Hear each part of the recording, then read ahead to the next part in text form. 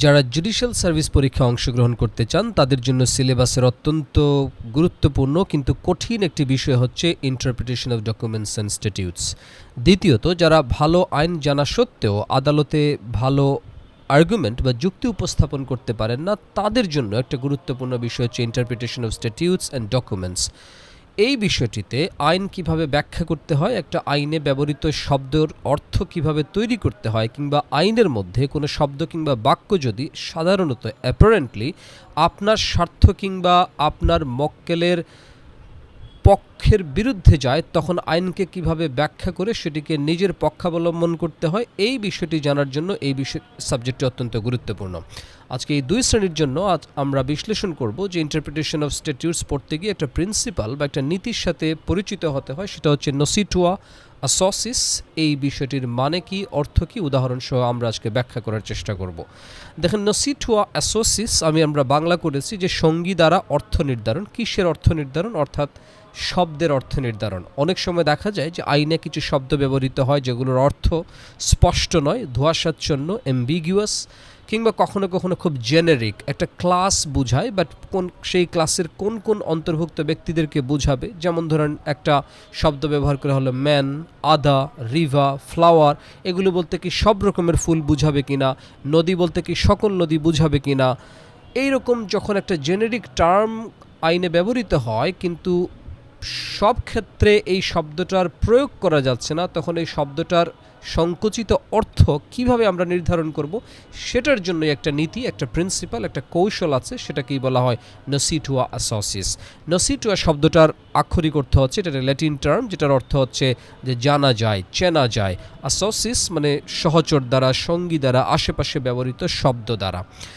তো আমরা চলুন এটার একটা প্রাথমিক বিশ্লেষণ করি, তারপর একটা এক্সাম্পল দেখব বাংলাদেশের আইনের কনটেক্সটে, এবং দ্বিতীয়ত এটার এক্সটেন্ডেড এক্সপ্লেনেশনের মাধ্যমে বিষয়টি আমরা সম্যক অনুধাবনের চেষ্টা করব। দেখেন, meaning of the principle of নসিটুয়া অ্যাসোসিস বলতে বোঝাচ্ছে যে যখন words used in a statute take colour from the words accompanying or associated with them. যেটা আইনে যখন কোনো শব্দ ব্যবহার করা হয়, এই শব্দগুলো from the words accompanying or associated with them, যে শব্দগুলো তার আশেপাশে ব্যবহার করা হয়েছে কিংবা যে শব্দগুলো তাকে সঙ্গ দিচ্ছে, সেই শব্দগুলো থেকে তার অর্থ অনুধাবন করার জন্য রং গ্রহণ করা হয়। মানে সেই শব্দগুলোর অর্থ কী, সেগুলোর প্রয়োগ কোন ক্ষেত্রে, এবং ওই শব্দগুলো দ্বারা আসলে কী বোঝানো হচ্ছে, এগুলো শরণাপন্ন হয় সাহায্য নিয়ে আমরা একটা অস্পষ্ট শব্দ, দ্ব্যর্থবোধক শব্দ কিংবা জেনেরিক কোনো শব্দের অর্থ তৈরি করার চেষ্টা করি। এই প্রিন্সিপালটাকে আরও সহজ করে বলা হয় the meaning of the words is to be judged by the company it keeps। যেটা শব্দের অর্থ আপনাকে তৈরি করতে হবে বা ধরে নিতে হবে, সেই অর্থটা এটা বহন করছে এই আইনে। যে শব্দগুলো এটার সঙ্গী রাখতে কোম্পানি ইট কিপস, যে শব্দগুলো এটার আশেপাশে যারা ব্যবহৃত হচ্ছে, আশেপাশে যেগুলো শব্দ আছে, সেই শব্দগুলো যে অর্থটাকে প্রকাশ করে। যেমন ধরেন, আমরা একটা সহজ উদাহরণ দেওয়ার মাধ্যমে এটা বোঝার চেষ্টা করতে পারি। সেটা হচ্ছে যে আমাদের পেনাল কোড 1860 সালের দণ্ডবিধির 141 নম্বর ধারায় আনলফুল অ্যাসেম্বলি বা বেআইনি সমাবেশের একটা সংজ্ঞা প্রদান করা হয়েছে। সেইখানে গিয়ে বলছে, দেখেন, an assembly of 5 or more persons is designated an unlawful assembly if the common object of the persons composing their assembly is to overawe by criminal force or show of criminal force government or legislature or any public servant in the exercise of the lawful power of such public servant, or to resist the execution of any law or any legal process, or 3 নম্বরে যেটা underline করে দিয়েছে সেখানে বলছে to commit any mischief or criminal trespass or other offense।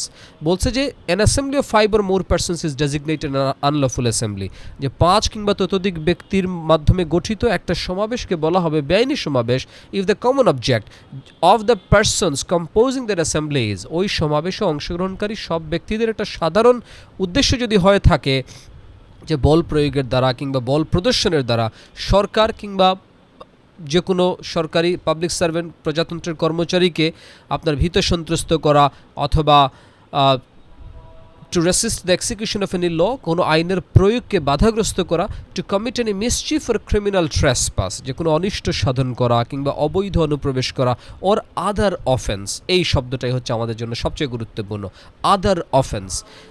3 number এই ক্লজে যেটা বলছে যে বেআইনি সমাবেশ বলতে বোঝানো হবে 5 কিংবা ততোধিক ব্যক্তির মাধ্যমে সমবেত একটা সমাবেশ, যে সমাবেশের প্রত্যেক সদস্যের সাধারণ উদ্দেশ্য হচ্ছে যে two commit any mischief or criminal trespass, অনিষ্ট সাধন করা অথবা অবৈধ অনুপ্রবেশ করা, অর আদার অফেন্স, অথবা অন্য কোনো অপরাধ করা। এখন দেখেন এখানে একটা অন্য কোনো অপরাধ, এই জিনিসটা একটা আনক্লিয়ার ফ্রেজ, একটা অস্পষ্ট শব্দ। আদার অফেন্স বলতে এখানে কি বোঝায়? অন্য যে কোনো অপরাধ বলতে কি দুনিয়ার সকল রকমের অপরাধ কি এখানে অন্তর্ভুক্ত হবে?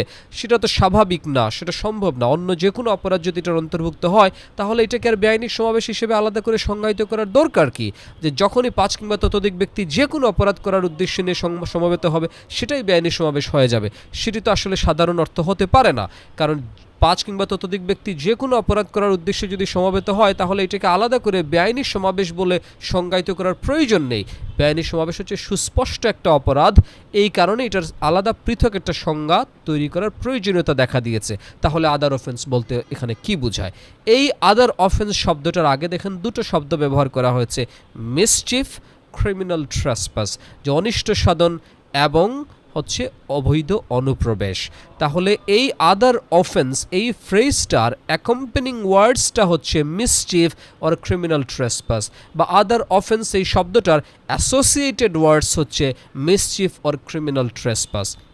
সুতরাং আমরা এই আদার অফেন্স শব্দটার অর্থ তৈরি করতে গেলে, এটার অর্থ নিয়ে কোনো বিতর্ক বা বিরোধ দেখা দিলে আমরা মিসচিফ এবং ক্রিমিনাল ট্রেসপাস এই দুটো শব্দের অর্থের থেকে সাহায্য নিব। নসিটুয়া আসোসিস, এইখানে আদার অফেন্স এই অর্থটা তৈরি করব আমরা তার অ্যাসোসিয়েটেড দুইটা শব্দ দ্বারা।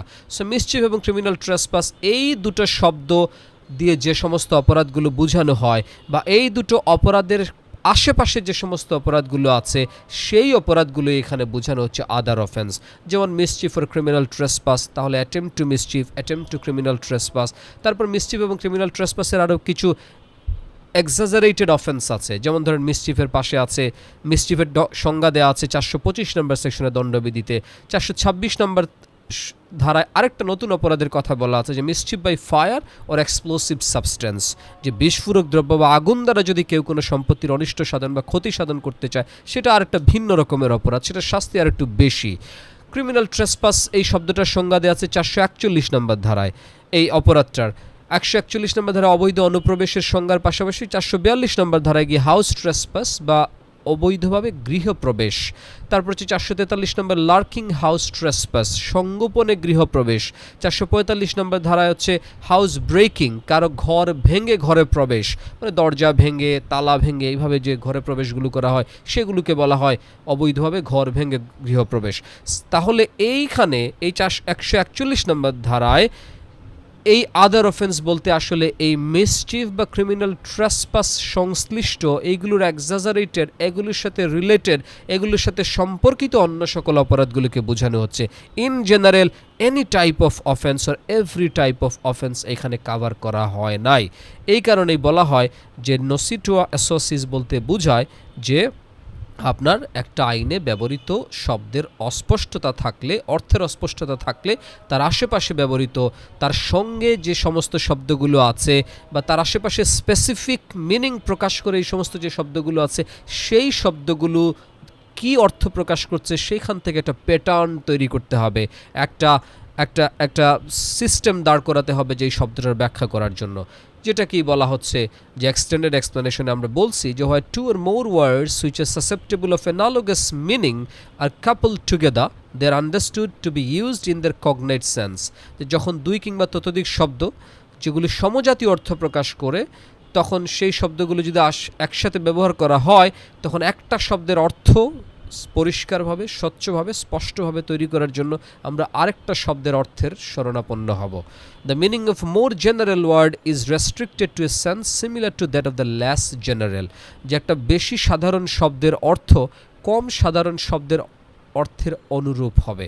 যেমন এখানে একটা স্পেসিফাইড শব্দ ছিল মিসচিফ এবং ক্রিমিনাল ট্রেসপাস, এই দুটো special kinds of offence, but other offence শব্দটা হচ্ছে এটা মোর জেনারেল, এটা মোর জেনারিক, একটা ক্লাস বুঝাচ্ছে।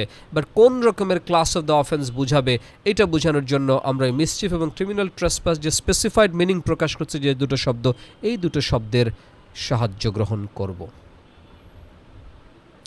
সো দেখেন একটা জুডিশিয়াল প্রোনাউন্সমেন্ট আছে এই প্রিন্সিপালটা বোঝানোর জন্য। একবার একটা আইনে একটা ফ্রেজ এরকম ব্যবহার করা হয়েছিল যে manufactured beverages including fruit juices and bottle waters and syrups. এখন এখানে দেখেন বলছে যে manufactured beverages including fruit juices and bottle waters and syrups একটা আইনে। এখন এই ফ্রুট জুস তো হরেক রকমের হয়, নানা রকমের ফ্রুট জুস হয়। ফ্রুট জুস হচ্ছে ফ্রেশ ফ্রুটের জুস হয়, যেটা ধরেন যে কোনো রোড সাইড স্টলে পাওয়া যায়। ফ্রুট জুস হচ্ছে বোটল ফ্রেড জুস হয়ে থাকে। তারপর হচ্ছে ফ্রুট জুস ধরেন আপনার কেউ হোমমেড হতে পারে। এইখানে ফ্রুট জুস বলতে কি বুঝাবে, এটার ব্যাখ্যা করতে গিয়ে আদালত বলছে যে যখন এটার পূর্বে ম্যানুফ্যাকচার্ড বেভারেজেস শব্দটা ব্যবহার করা হচ্ছে, অর্থাৎ কলকারখানায় উৎপাদিত কোনো আপনার হচ্ছে জলীয় যে জিনিসগুলো আমরা গ্রহণ করি, তো এইটা বলতে আদালত বলছে the fruit juice should be construed in the context of the preceding words manufactured beverage.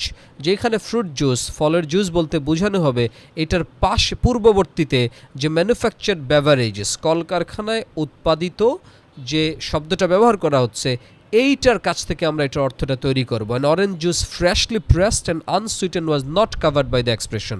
যে সুতরাং এখানে যে কমলা জুস ফ্রেশলি প্রেস মানে সদ্য প্রস্তুত করা হয়েছে কমলা ফলের জুস, এটা বুঝাবে না। এটা বুঝাবে যে বোটল জুস যেগুলো আপনার কোনো একটা সুপার স্টোরে পাওয়া যায় কিংবা যে কোনো শপ থেকে কিনে খেতে হয় সেটা। সো এইভাবে যখন একটা শব্দে অর্থটা স্পষ্ট না কিংবা শব্দটার অর্থ এত বৃহৎ যে যে কোনো ক্লাসকে সেটা বোঝাতে পারে, সকল শ্রেণী সেটাকে অন্তর্ভুক্ত করে, তখন সেটার অর্থকে স্পেসিফাই করতে গেলে আমরা এটার পূর্বে কিংবা পরে ব্যবহৃত আশেপাশের সঙ্গী হিসেবে যে শব্দগুলো পাওয়া যায় সেই শব্দগুলোর থেকে আমরা সাহায্য গ্রহণ করব। এই কারণে এটাকে বলা হয় প্রিন্সিপাল অফ নসিটুয়া আসোসিস, অর্থাৎ সঙ্গী দ্বারা অর্থ নির্ধারণ বা সহচরদের কাছ থেকে সাহায্য গ্রহণের মাধ্যমে একটা শব্দের অর্থ তৈরি করা।